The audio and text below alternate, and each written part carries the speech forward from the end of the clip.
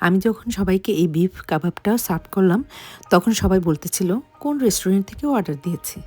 তারপর যখন আমি বললাম আমি বানিয়েছি তখন তো সবাই অবাক। আসসালামু আলাইকুম। দেশ ও বিদেশ যে যেখান থেকেই আমার ভিডিওটা দেখছেন সবাইকে জানাচ্ছি অসংখ্য শুকরিয়া। আমি মাত্র 2 টুকরা সলিড গরুর মাংস কিমা করে নিয়েছিলাম আর তা দিয়ে প্রায় 10 থেকে 12টা কাবাব বানিয়েছিলাম আর তাই আজ শেয়ার করব। আশা করছি ভালো লাগবে। মাংসের কিমার সাথে অ্যাড করে দিলাম আদা গুঁড়া এবং রসুন গুঁড়া।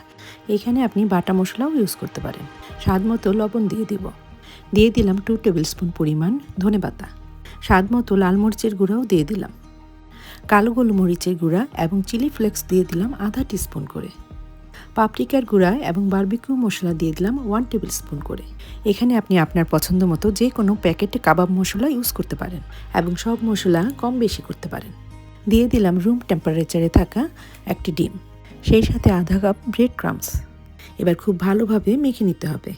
দিয়ে দিব 1 টেবিল স্পুন পরিমাণ মতো লেবুর রস। আবার খুব ভালোভাবে মেখে নিব। এই কাজটা অবশ্যই হাতের সাহায্যে করতে হবে। মাখতে মাখতে আমার কাছে মনে হলো আরেকটু ব্রেড ক্রাম্বস লাগবে, তাই দিয়ে দিলাম। মাখানো হয়ে গেলে এই কিমাটা দিয়ে তৈরি করব বিফ কাবাব। আর এই কাবাবের নাম আমি দিয়েছি ফাঁকিবাজি কাবাব। আপনারা এই কাবাবের নাম কি দিয়েছেন তা অবশ্যই কমেন্ট করে জানাবেন। এবার দেখানো স্পুনের হাতলের সরু অংশের সাহায্যে কাবাবগুলি বানিয়ে নেব। এবার হাতলের সরু অংশে কিছুটা তেল মেখে নিব এবং আন্দাজ মতো মাখানো কিমা নিয়ে কাবাবের শেপ দিয়ে দিব। আমি কাজটা কিভাবে করছি তা অবশ্যই বোঝা যাচ্ছে।